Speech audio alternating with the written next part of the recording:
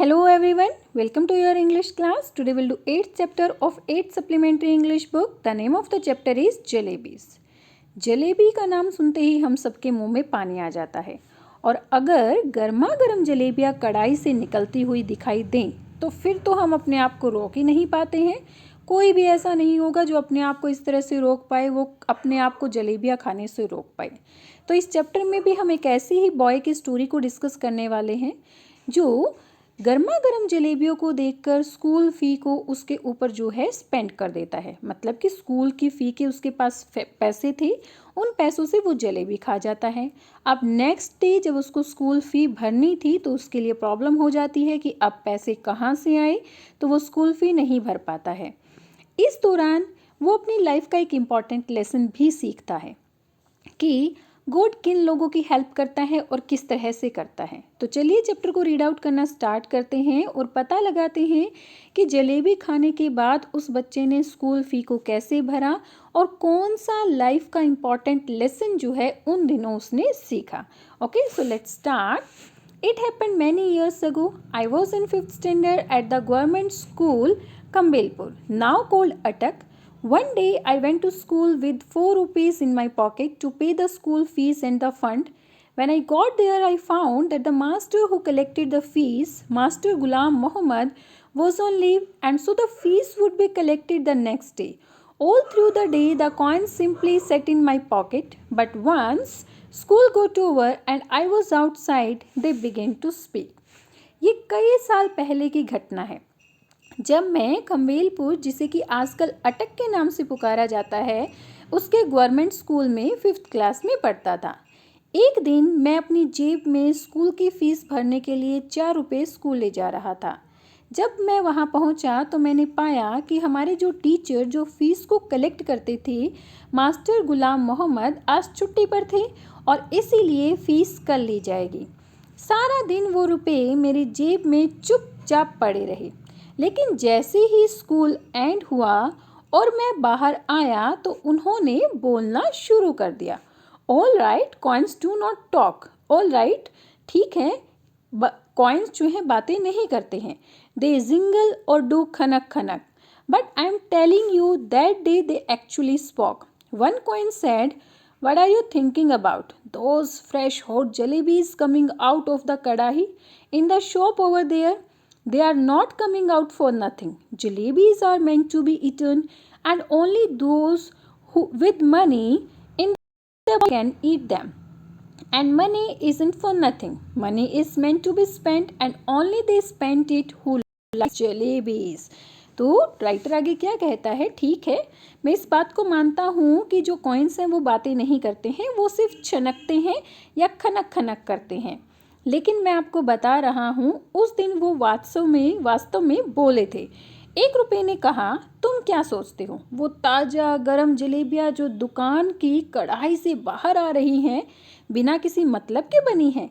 जलेबियाँ केवल खाने के लिए बनी हैं और केवल वही जिनकी पॉकेट में पैसा होता है वो ही लोग उन्हें खा सकते हैं, और पैसा किसी और काम के लिए नहीं बना है, पैसे खर्च करने के लिए बने हैं, और पैसों को वही लोग खर्च कर सकते हैं जो जलेबियाँ खाना पसंद करते हैं। Look here, you 4 rupees, I said to them. I'm a good boy and don't misguide me or it won't be good for you. I get so much at home that I consider even looking at something in the bazaar a sin. Besides, you are my fees and fund money. If I spend you today, then how shall I show my face to Master Ghulam Muhammad in school tomorrow and after that to Allah Mia at Qayamat? You probably don't know it, but when Master Ghulam Muhammad gets angry and makes you stand on the bench, he simply forgets to let you sit till the last bell rings. So it's best you stop chewing at my ears like this and let me go home straight.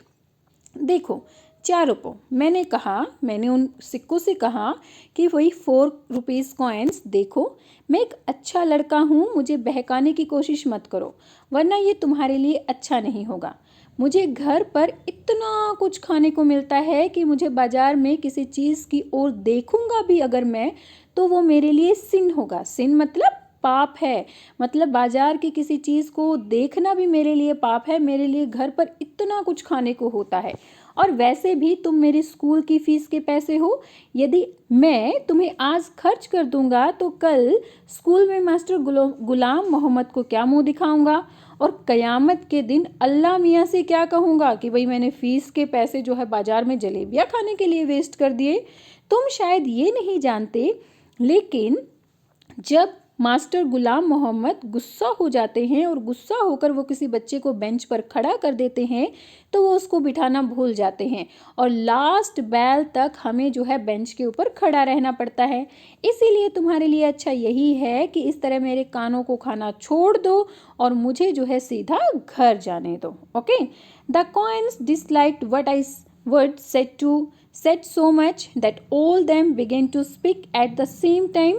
There was such a clamor that passerby in the bazaar stared eyes wide with surprise at me and my pocket. The coin of those days, the rest things made so much more noise too. Finally, in a panic, I grabbed all the four of them and held them tight in my fist, and then they were silent.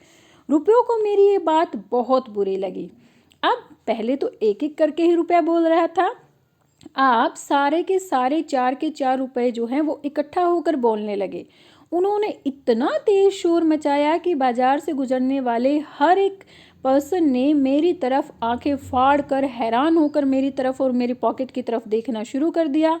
और उन दिनों के जो पापी रुपए थे शोर भी बहुत ज़्यादा करते थे। अंत में मैंने डर कर इन 4 रुपयों को निकाला और अपनी फिस्ट मतलब अपनी मुट्ठी में कसकर बंद कर लिया। फिर जो है वो जाकर साइलेंट हुए, थोड़ा शांत हुए। After taking a few steps, I loosened my grip. Immediately, the oldest coin said, "Here we are trying to tell you something for your own good, and you try to strangle us instead. Tell me honestly now, don't you feel like eating those hot jalebis? And then, if you do eat and up the spending us food today, won't you get the scholarship money tomorrow? Sweets with the fees money, fees with the scholarship money, end of the story. किस्सा ख़त्म, पैसा हजम। और फिर उसके बाद कुछ देर चलने के बाद मैंने जो है अपनी पकड़ थोड़ी सी ढीली कर दी। फिर तुरंत ही सबसे पुराने रुपए ने कहा, हम यहाँ तुम्हारे भले के लिए तुम्हें कुछ बताना चाह रहे हैं और तुम हो कि हमें ही दबा रहे हो। अब मुझे ईमानदारी से बताओ कि क्या तुम उन गरम गरम जलेबियों को खाना नहीं चाहते?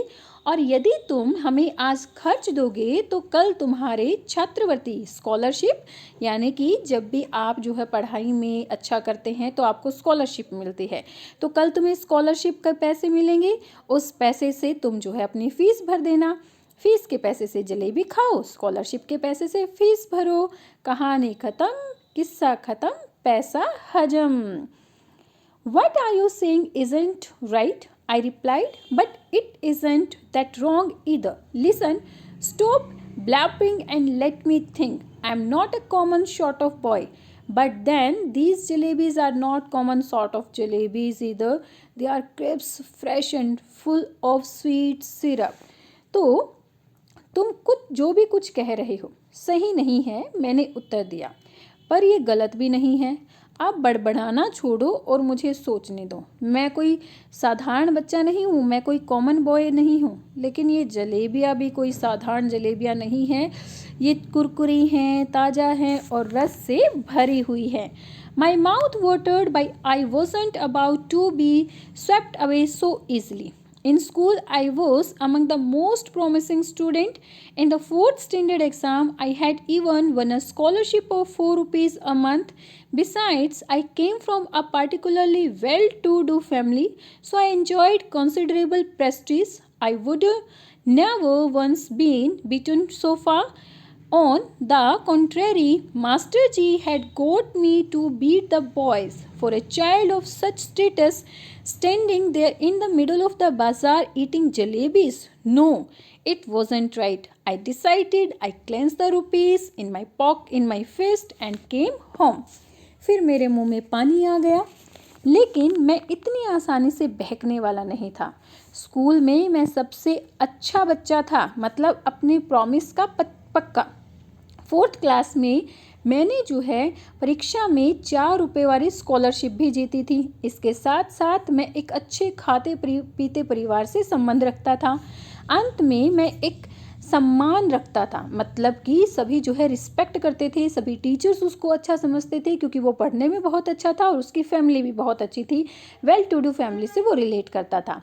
मैं अब तक कभी नहीं पिटा गया था और इसके विपरीत मास्टर जी मुझे जो है दूसरे बच्चों को पीटने के लिए लेकर जाते थे।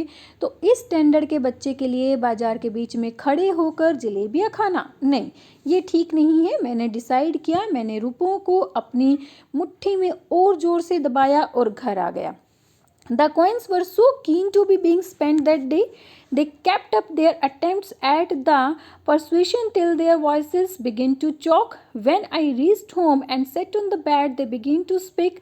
I went inside to have lunch. They began to shriek. Thoroughly fed up, I rushed out of the house barefooted and ran towards the bazaar. Terrified I was, but quickly I told the halwai to weigh a whole rupee worth of jalebis. His astonished look seemed to me asking where I had the handcart in which I would carry all those jalebis. Those were inexpensive that time, and 1 rupee fetched more than 20 rupees does nowadays. The halwai opened up a whole newspaper and heaped a pile of jalebi on it.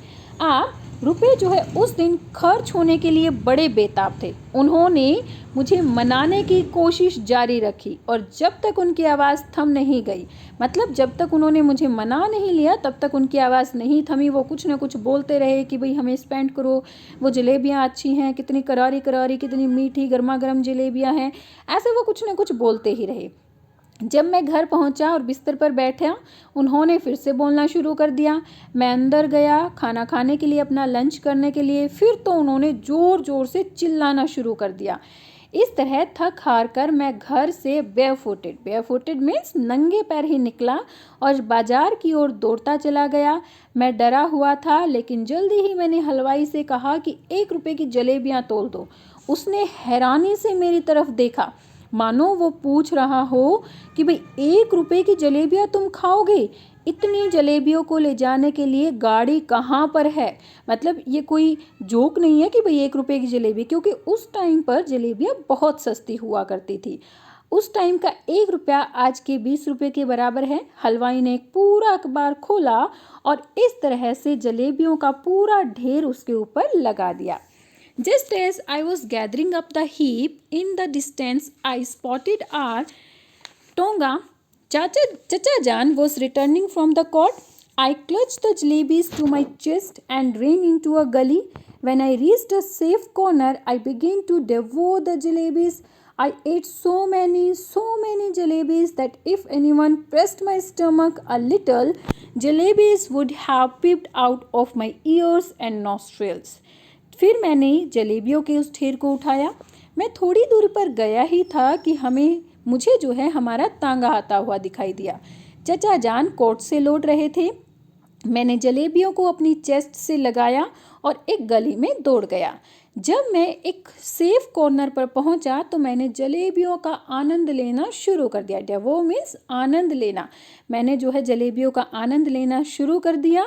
मैंने इतनी जलेबियाँ खाई कि अगर कोई मेरे पेट को थोड़ा सा भी दबा देता तो जलेबियाँ जो है मेरे कानों से और मेरी नाक से बाहर निकलना शुरू हो जाती। Very quickly, boys from the entire neighborhood assembled in the gully. By that time, I was so pleased, stomach full of jalebis, that I got into the mood for some fun. I started handing out jalebis to the children around. Delighted, they ran jumping and screaming into the gullies. Soon a whole lot of other children appeared. Probably having heard the good news from the others, I dashed to the halwai and bought 1 more rupees worth of jalebis, came back and stood on the chabutra of one of the houses, liberally distributing jalebis to the children, just like the governor sahib used to distribute rice to the poor and needy on the Independence Day. By now there was a huge mob of children around me, the beggars to launched at an assault. If children could be elected to the assembly, my success would have been assured that day, because one little single from my jalebi wielding hand and the mob would have been willing to kill and get killed for me. I bought jalebis for the remaining 2 rupees as well and distributed them. Then I washed my hand and mouth at the public tap and returned home, putting on such an innocent face as if I had even seen the hint of a jalebis all my life. Jalebis I had gobbled up easily enough, but disgusting them became another matter. With every breath came a burp, and with every burp the danger of bringing out a jalebi or two, the fear was killing me. At night I had to eat my dinner as well. If I had not eaten, I would have been asked to explain why I did not want to food, and if I had pretended illness, the doctor would have come summoned, and if the doctor, after feeling my pulse, had declared Munna has devoured a mound of jalebis, I would simply die. और जल्दी ही वहाँ पर आस पड़ोस के सारे बच्चे गली में जमा हो गए। उस टाइम तक मेरा पेट पूरा भर चुका था और मैं पूरा खुश था उन जलेबीज़ को खाकर। अब जो है मेरा कुछ मजाक करने का मूड हुआ। मैंने जलेबियों को हाथ में फैलाकर बच्चों को देना शुरू कर दिया। खुशी से वे भी गली में कूदने लगे, चीखने लगे, और जल्दी ही और भी बच्चे वहाँ पर इस खुशखबरी को सुनकर आ गए कि भाई आज तो जलेबियाँ बट रही हैं। मैं हलवाई की तरफ दौड़ा और 1 रुपए की और जलेबियाँ खरीदी, वापस आया, एक घर के चबूतरे पर खड़ा हो गया और फिर से मैंने जो है बच्चों को इस तरह से जलेबियाँ बांटना शुरू कर दिया, जैसे कि कोई लाड साहब जो है इंडिपेंडेंस डे पर गरीबों को और ज़रूरतमंदों को चावल बांटता हो। अब तक मेरे चारों ओर बच्चों की एक बड़ी भीड़ इकट्ठा हो गई थी। भिखारियों ने भी वहाँ धावा बोल दिया था। यदि बच्चे जो है संसद में चुने जाते तो उस दिन मेरी जीत पक्की थी, क्योंकि जलेबी पकड़े हाथ का एक इशारा मिलते ही भीड़ मेरे लिए लड़ने मरने को तैयार थी। मैंने बाकी बचे 2 रुपये से भी जलेबियाँ खरीदी और उन्हें भी बांट दिया। तब मैंने जो है वहाँ पर जो टैप थी वहाँ जाकर अपने हाथ और मुंह को धोया और फिर वापस घर लौट गया, अपने चेहरे पर इस प्रकार की मासूमियत लिए हुए कि मानो मैंने जलेबी का नाम तक अपनी लाइफ में ना सुना हो। जलेबियाँ जिन्हें मैंने आसानी से खा लिया था, लेकिन उन्हें पचाना अब दूसरा काम था। हर सांस के साथ एक डकार के साथ, हर एक डकार के साथ 1 या 2 जलेबियाँ बाहर निकलने का डर, और ये डर मुझे मार रहा था। अब मुझे रात का खाना भी खाना था, वो भी अच्छी तरह से करना था मुझे, और क्योंकि यदि मैं खाना नहीं खाता तो मुझसे पूछा जाता कि मैं खाना क्यों नहीं खा रहा हूँ, और अगर मैं बीमार होने का बहाना करता तो फिर डॉक्टर को बुलाया जाता और डॉक्टर मेरी पल्स को चेक करता और फिर सब लोगों को बता देता कि भाई मुन्ना ने आज बहुत सारी जलेबियों का आनंद लिया है। फिर तो मैं मर ही जाता। The result was that all night I lay coiled up like jalebi, suffering a stomachache. Thank God I didn't have to eat all 4 rupees worth of jalebis by myself. Otherwise, as they say, when children speak, flowers shower from their mouths. But I would be the first child in the world with whose every word a crisp fried jalebis would come out. इसका result ये हुआ कि मैं सारी रात जो है जलेबी की तरह लिपटा हुआ पड़ा रहा। जैसे जलेबी होती ना कॉइल बनी हुई, उसी तरह से कॉइल बना हुआ मैं भी पड़ा रहा। सारी रात मेरे को जो है पेट दर्द होता रहा, लेकिन भगवान का शुक्र है कि मैंने अकेले ही उन 4 के 4 रुपयों की जलेबियाँ नहीं खाई। अन्यथा क्या होता कि जैसे कहा जाता है ना, जब बच्चे बोलते हैं तो उनके मुंह से फूल झड़ते हैं, लेकिन मैं इस संसार में पहला ऐसा बच्चा होता जो बोलता और उसके हर एक वर्ड के साथ एक कुरकुरी और अच्छी पकी हुई जलेबी बाहर आती। Children don't have stomachs, they have digestion machines. My machine too kept working right through the night. In the morning, just like any other day, I washed my face and, like a virtuous student with chalk and a slate in hand, I headed for school. I knew I would get the previous month's scholarship that day, and once I would pay the fees with the amount, the jalebis would be completely digested. But when I got to school, I found out that the scholarship was going to be paid for the following month. My head started to spin. I felt as if I was standing on my head and could not get on to my feet again, even if I tried. Master Ghulam Muhammad announced that the fees would be taken during the recess. When the recess bell rang, I tucked my bag under my arm and left the school and simply followed my nose, walking on and walking on. If no mountain or ocean blocked my path, I would have kept going till the earth ended and the sky began.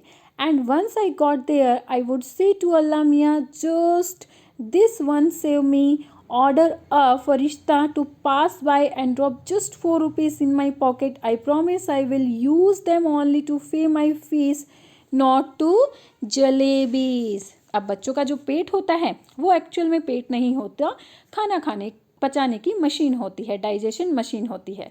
और मेरी machine ने भी पूरी रात अच्छी तरह से काम किया। सुबह ठीक दूसरे दिनों की तरह मैंने अपना फेस वॉश किया और एक अच्छे बच्चे की तरह, एक अच्छे स्टूडेंट की तरह अपने हाथ में स्लेट और चौक पकड़ा और स्कूल की तरफ चल पड़ा। मुझे पता था कि आज मुझे पिछले महीने की स्कॉलरशिप मिल जानी थी और एक बार उन पैसों से मैं फ़ीस चुका देता तो जलेबियाँ जो है पूरी तरह से डाइजेस्ट हो जाती।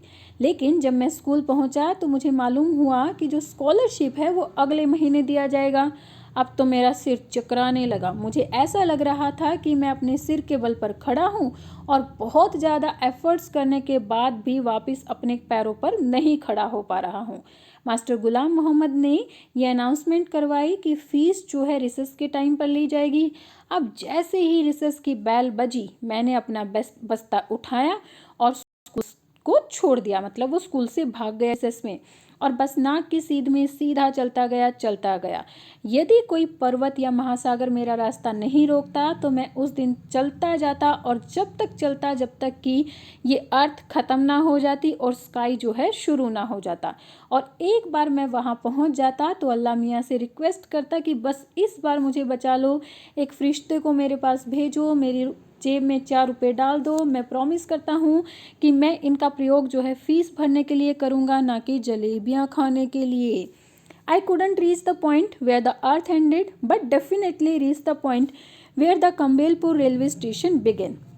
The elders had warned me never to cross the railway tracks. Fine. The elders had also warned me that one must never eat sweets once fees money. How did this instructions escape from my mind. और मैं वहाँ तक तो नहीं पहुँच पाया जहाँ पर धरती ख़त्म होती है, लेकिन उस जगह ज़रूर पहुँच गया था जहाँ पर खम्बेलपुर का रेलवे स्टेशन शुरू होता है। मेरे एल्डर्स ने मुझे कहा था कि कभी भी रेलवे ट्रैक को पार नहीं करना है। अच्छी बात है, मुझे बड़ों की बात याद रखनी चाहिए, लेकिन बड़ों ने तो मुझे ये भी बताया था कि भाई फ़ीस के पैसों की मिठाई कभी नहीं खानी है। लेकिन उस दिन कैसे जो है मेरे माइंड से ये सारी चीज़ें जो है एस्केप हो गई, स्लिप हो गई, मुझे नहीं पता है। मतलब वो तो समझ ही नहीं पाया कि किस तरह से वो भूल गया कि उसके पास फ़ीस के पैसे हैं, जलेबियाँ खाने के पैसे नहीं हैं। There was a shade-giving tree beside the railway tracks. I sat under it and wondered whether there could possibly be a more unfortunate child than me in this world. When the coins had first created a racket in my pocket, the entire matter seemed to be simple and straightforward. Eat jalebis with the fees money and then pay the fees with the scholarship money. I thought that the 2 and 2 added up to 4 and I could never 5. How was I to know that sometimes it added up to the 5 as well? Had I known that I would get the scholarship the next month, I would have postponed my jalebi eating program to next month मैंने well. Now for the crime of eating a few jalebis. For the first time in my life, I was absent from the school and crouching in the shade of a tree in a deserted corner of the railway station, sitting there under the tree. At first, I felt like crying. Rail की पटरियों के समीप एक बहुत ही shady tree था, छायादार वृक्ष था। मैं इसके नीचे बैठ गया और सोचने लगा कि क्या इस संसार में मुझसे अभागा, मुझसे अनफॉर्चुनेट बच्चा भी कोई होगा। जब रुपयों ने पहली बार मेरे दिमाग में शोर मचाया था तो सारा मामला बड़ा सीधा सा नज़र आ रहा था कि भाई फीस के पैसों से जलेबी खाओ और स्कॉलरशिप के पैसों से फीस भर देना। मैंने सोचा था कि 2 और 2 4 होते हैं और कभी भी 5 नहीं हो सकते। मुझे क्या पता था, कभी कभी ये जुड़कर 5 भी हो जाते हैं। अगर मुझे पता होता कि स्कॉलरशिप अगले महीने मिलेगी तो मैं अपने जलेबी खाने का जो प्रोग्राम था उसको भी अगले महीने पोस्टपोन कर देना। अब सुनसान कोने में एक वृक्ष की छाया के नीचे छिपा बैठा था। पेड़ के नीचे बैठे हुए मेरा ऐसा मन कर रहा था कि बस अब मैं रोना शुरू कर दूं। मतलब वो इतना परेशान था कि बस रोने वाला था अपनी लाइफ में first time. Then I felt like laughing when it struck me that the tears I was shedding were not tears but the drops of jalebi syrup. From the jalebi my thoughts went to the feast and from feast to the Master Ghulam Muhammad's cane, and from his cane I thought of God. I closed my eyes and began to pray. तब मुझे हंसी आ गई जब मैंने सोचा कि ये मेरे आंसू नहीं बल्कि जलेबियों का रस टपक रहा है। कल इतनी सारी जलेबियाँ खाई थी ना, तो अब आंसुओं की जगह जलेबियों का रस टपक रहा है। अब जलेबियों से मेरे विचार जो है फीस तक चले गए, फीस से मास्टर गुलाम मोहम्मद की केन यानी कि उनके पास जो स्टिक थी उसके पास उस तक चले गए, और फिर केन से भगवान के पास चले गए, और फिर मैंने अपनी आंखें बंद की और भगवान से प्रेयर करना शुरू कर दिया। Allah Mia, I'm a very good boy. I have memorized the entire namaz. I even know the last 10 surah of Quran by heart. If you wish, I can recite the entire Ayat al-Kursi for you just now. The need of your devotee servant is only the fee money that I ate the jalebis with. So all right, I admit I made a mistake. I didn't eat them all by myself, though I fed them to a whole lot of children too. But yes, it was a mistake. If I would know the scholarship money would be given next month, I would neither have eaten them nor fed to others also. Now you do one thing, just put 4 rupees in my bag. If there is a paisa more than 4 rupees, I will be very displeased with you. I promise if I ever eat sweet with my fees monies again, then let a thief's punishment to be my punishment. So Allah Mia, just this once help me out.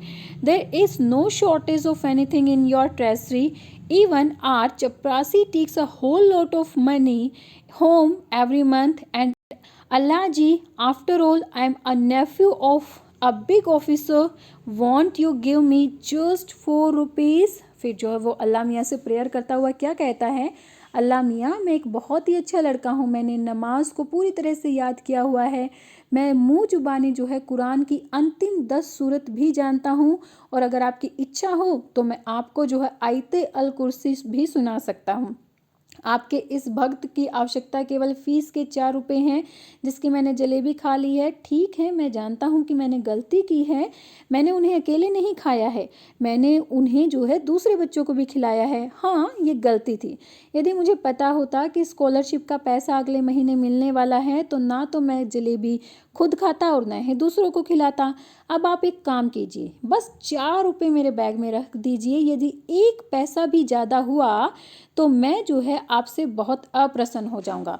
मतलब देखो यहाँ पर कितनी honesty दिखा रहा है कि बस 1 पैसा भी मुझे ज़्यादा नहीं चाहिए, बस मुझे तो 4 रुपये चाहिए। मैं वादा करता हूँ कि यदि मैं स्कूल के फ़ीस के पैसे की कभी भी मिठाई खा लूँ तो जो चोर की सज़ा होती है वो मेरी सज़ा होगी। इसलिए अल्लाह मियाँ, केवल इस बार मेरी हेल्प कर दो। आपके खजाने में तो किसी चीज़ की कोई कमी है ही नहीं, यहाँ तक कि हमारा चपरासी भी हर महीने कितने पैसे लेकर जाता है ओ अल्लाह जी, आखिर मैं तो एक बड़े अफसर का भतीजा हूँ, क्या आप मुझे केवल 4 रुपये नहीं देंगे? प्रार्थना के पश्चात मैंने जो है ये सारी की सारी जो प्रेयर्स की, फिर उसके बाद after the prayer I offered नमाज, रिसाइट 10 सूरत्स, आयत अल कुर्सी, Kalme Tayyab, in fact everything that I remembered. Then I blew over my back saying choo. Then after saying Bismillah, I realized that what they said was only too true. No one can erase what fate has decreed.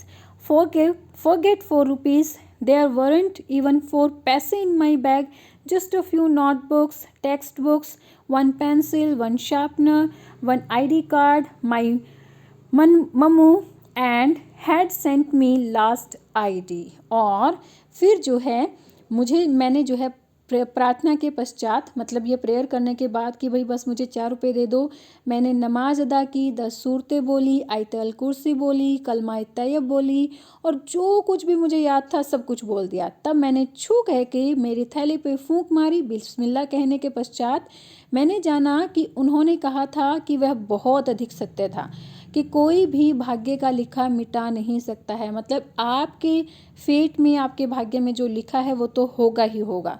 अब 4 रुपये के बारे में तो भूल जाओ, वहाँ बस्ते में तो 4 पैसे भी नहीं थे। कुछ किताबें थी, कॉपियाँ थी, एक पेंसिल थी, एक शार्पनर था और एक ईद का कार्ड था जो मेरे मामू ने पिछली ईद पर मुझको भेजा था। I felt like crying as loudly as I could. But then I remembered that school must have ended and the children must be on their way home. Tired and defeated, I got up from there and walked to the bazaar and waited for the school bell to ring so that when the children came out, I would to walk home with them as if I had come straight from the school. मुझे बहुत ज़ोर से रोना आ रहा था, लेकिन फिर तभी मुझे याद आया कि स्कूल तो ख़त्म हो गया होगा और बच्चे ज़रूर अपने घर की तरफ जा रहे होंगे। थका हुआ, हारा हुआ मैं वहाँ से उठा और बाज़ार की तरफ चल पड़ा। स्कूल की घंटी के बजने का इंतज़ार करना लगा ताकि जब बच्चे स्कूल से निकले तो मैं भी उनके साथ ही घर की तरफ चल पड़ूँ, जिससे ऐसा लगे कि मैं सीधा स्कूल से आ रहा हूँ। Okay, I didn't even realize that I was standing near the jalebi wala's shop. Suddenly the halwai called out, "क्यों भाई? Shall I weigh a rupee worth? Don't want jalebis today." और मुझे ये भी एहसास नहीं था कि मैं जो है जलेबी वाले की दुकान के पास खड़ा हूँ। अचानक हलवाई ने पुकारा, "क्यों भाई? क्या मैं 1 रुपये की जलेबी तोल दूँ? क्या तुम्हें आज जलेबियाँ नहीं खानी हैं?" I felt like saying, "I won't eat your jalebis today, but I would sure like to roast your liver and eat that instead. But I wasn't feeling too well that day, so I simply moved away." मेरा ये कहने का मन हो रहा था कि आज मैं तुम्हारी जलेबियाँ तो नहीं खाऊंगा, लेकिन उसकी जगह पर तुम्हारा लीवर भून कर खा जाऊंगा। किंतु उस दिन मैं अच्छा फील नहीं कर रहा था, इसलिए मैं वहाँ से चुपचाप चला गया। The next day I did the same thing. I got dressed and left home, went up to the school gate and then turned off to the railway station. Under the same tree, I sat and began to say the same prayers. I repeatedly pleaded, "Allah, at last give it me today. Today is the second day." अगले दिन फिर मैंने वही किया। मैंने अपनी school dress पहनी, घर से चल पड़ा, स्कूल के गेट तक गया और फिर रेलवे स्टेशन की तरफ मुड़ गया। उसी पेड़ के नीचे बैठ गया, फिर वहाँ पर प्रेयर करना शुरू कर दी। मैंने बार बार अल्लाह मियाँ से याचना की, प्रेयर की कि अल्लाह मियाँ कम से कम आज तो मुझे 4 रुपये दे दो, आज दूसरा दिन है। Then I said, "all right, let's play a game. I will go from there to that signal. You secretly placed 4 rupees under this big rock. I will touch the signal and come back. What fun it will be if I pick up the rock and find 4 rupees underneath. So, are you ready? I am going towards the signal. 1, 2, 3. तब मैंने कहा, ठीक है, चलो एक खेल खेलते हैं। मैं यहाँ से उस सिग्नल तक जाऊँगा, तो तुम चुपचाप इस बड़े से पत्थर के नीचे 4 रुपये रख देना। मैं सिग्नल छूकर वापस आऊँगा और ये कितना अच्छा मजाक होगा कि जैसे ही मैं वापस आऊँगा मैं इस बड़े पत्थर को उठाऊँगा और मुझे इसके नीचे 4 रुपये मिलेंगे। तो क्या आप रेडी हैं? मैं सिग्नल की तरफ जा रहा हूँ। 1, 2, 3. I went up to the signal and returned smiling, but I could not find the courage to pick up the rock. What if the coins were not there, but then I thought what if they were. फिर मैं जो है signal तक गया और smile करते हुए लौट आया, लेकिन मैं पत्थर उठाने का करेज नहीं कर पा रहा था। क्या होगा अगर वहाँ पर रुपए नहीं मिले? लेकिन फिर मैंने सोचा क्या होगा अगर वहाँ पर रुपए मुझे मिल गए तो? Finally after saying Bismillah, when I lifted up the rock, this big hairy worm got up and calling and twisting wriggled towards me. I screamed and ran away and once again touched the signal. Then crawling on my hands and knees, I reached the tree. I tried my best not to let my eyes stray towards the rock, but as I picked up my bag and was about to leave, I had to look once again at the rock, and do you know what I saw there? I saw Mr. Worm coiled on it comfortably staring at me. और फिर मैंने अंत में बिस्मिल्लाह कर कर पत्थर को उठाया और वहाँ पर मैंने देखा कि एक बड़े बड़े बालों वाला कीड़ा जो है वहाँ पर खड़ा हुआ था और वो क्रॉलिंग मुड़ता तुड़ता जो है मेरी तरफ बढ़ रहा था, क्रॉलिंग करते हुए मेरी तरफ आ रहा था। मैं चीखा और दोबारा लौटकर सिग्नल को छूने चला गया। तब हाथ और घुटनों पर रेंगते हुए मैं उस पेड़ तक पहुंचा और मैंने बहुत कोशिश की कि मैं अपनी आंखें जो है उस रोक की तरफ ना लेकर जाऊं, कि भाई मैं उस पत्थर को देखूं ही ना। किंतु जैसे ही मैंने अपना बैग उठाया और चलने को हुआ तो फिर मैंने देखा कि चलो, फिर मैंने सोचा कि चलो देख लेता हूँ, एक बार और देख लेता हूँ कि इसके नीचे क्या है। और जानते हो, जैसे ही मैंने उस पत्थर को उठाया तो मैंने क्या देखा? मैंने देखा कि वो मिस्टर वर्म, कीड़ा महोदय जो है वो आराम से कुंडली मारे वहाँ पे बैठा था और मुझे घूर रहा था। I walked away thinking tomorrow I will be wuzu, wear clean clothes and came here. From morning to noon I will keep reading the namaz. If even after that Allah doesn't give me 4 rupees, I will be forced to learn how to strike bargains or make deals with him. After all, if my Allah doesn't give me my 4 rupees, then who will? That day I returned home apparently from school and actually from the railway station. I was called. The report of my absence had reached home. It's useless to relate what happened after that.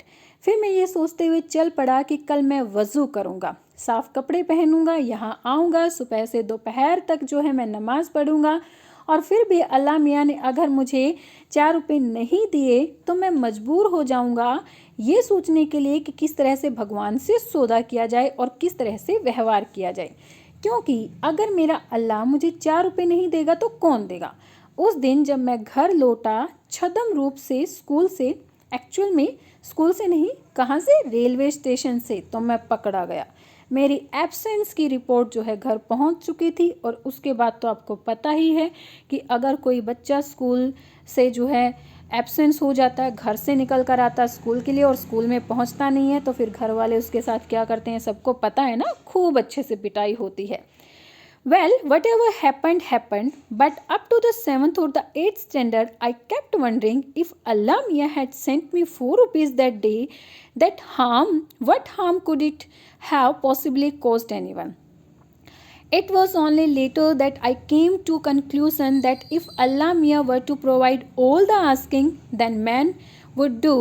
Even today be living in nest, living vultures and crows, and would not have learned the art of making jalebis. चलो जो कुछ भी हुआ, लेकिन 7th और 8th class तक तो फिर भी मैं यही सोचता रहा कि उस दिन अगर अल्लाह मियाँ मुझे 4 रुपये दे देते तो उससे उनका क्या नुकसान होता, उनके पास तो बहुत सारे पैसे हैं। लेकिन बाद में मुझे समझ में आया कि अगर अल्लाह मियाँ सब कुछ वो दे देते जो आदमी उससे मांगता है, तो आज भी आदमी जो है घोंसलों में गिद्ध और कौवों की तरह रह रहा होता और जलेबियाँ बनाने की आर्ट तो कभी नहीं सीख पाता। मतलब कहने का यहाँ पर मीनिंग ये है कि वो जो है किसी भी चीज़ को नहीं सीख पाता।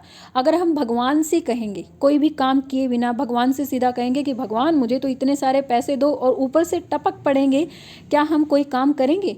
फिर तो कोई भी काम नहीं करेगा। इवन जो फसलें उगाते हैं वो फसलें नहीं उगाएंगे, क्योंकि उन्हें भी तो ऐसे पैसे मिलेंगे। हम सिर्फ पैसों को नहीं खा सकते ना, पैसों से सिर्फ हमारा लाइफ नहीं चल सकती। हमें जो है अपनी लाइफ को जीने के लिए बहुत हार्ड वर्क करना होता है। तो ये लेसन जो है उस दिन राइटर ने सीखा और वो जान गया कि अपनी लाइफ को इतना इजी तरीके से हम रन नहीं कर सकते हैं और फीस के पैसों से जलेबी खाना तो बहुत ही बुरी बात है। तो ये लेसन जो है उस दिन राइटर ने सीखा। ये चैप्टर हमारा यहाँ पर कंप्लीट होता है। आई होप आपको जो है इसकी स्टोरी बहुत अच्छे से क्लियर हुई होगी। Tell me in comment section, like and share my videos and subscribe my channel for new updates. Thank you, bye bye, keep learning.